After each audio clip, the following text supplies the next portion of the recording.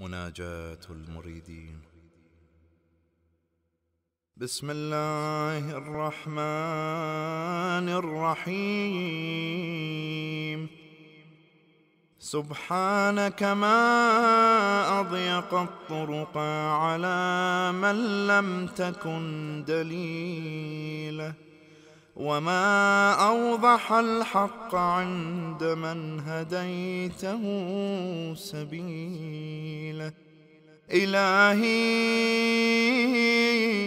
فاسلك بنا سبل الوصول إليك، وسيرنا في أقرب الطرق للوفود عليك.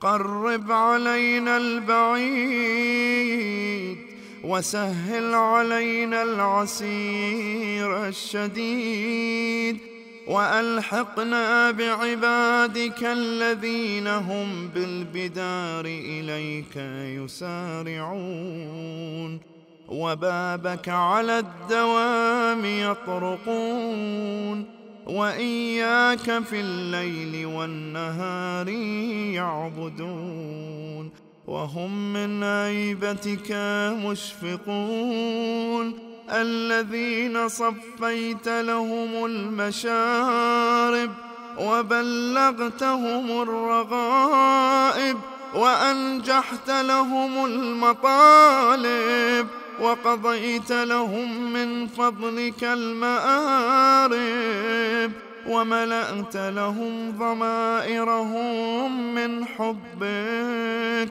ورويتهم من صافي شربك. فبك إلى لذيذ مناجاتك وصلوا، ومنك أقصى مقاصدهم حصلوا. فيا من هو على المقبلين عليه مقبل، وبالعطف عليهم عائد مفضل، وبالغافلين عن ذكره رحيم رؤوف، وبجذبهم إلى بابه ودود عطوف. أسألك أن تجعلني من أوفرهم منك حظا، وأعلاهم عندك منزلا، وأجزلهم من ودك قسما، وأفضلهم في معرفتك نصيبا. فقد انقطعت إليك همتي، وانصرفت نحوك رغبتي، فأنت لا غيرك مرادي، ولك لا لسواك سهري وسهادي، ولقاؤك قرة عيني، ووصلك منى نفسي، وإليك شوقي، وفي محبتك ولهي، وإلى هواك صبابتي،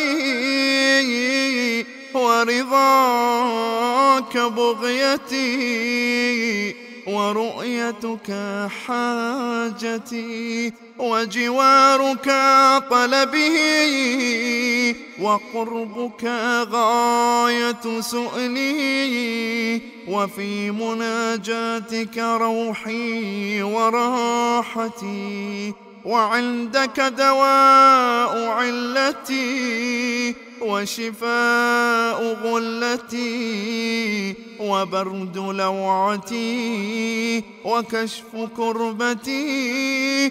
فكن أنيسي في وحشتي، ومقيل عثرتي، وغافر زلتي، وقابل توبتي، ومجيب دعوتي، وولي عصمتي، ومغني فاقته، ولا تقطعني عنك ولا تبعدني منك يا نعيمي وجنتي ويا دنياي وآخرتي يا أرحم الراحمين.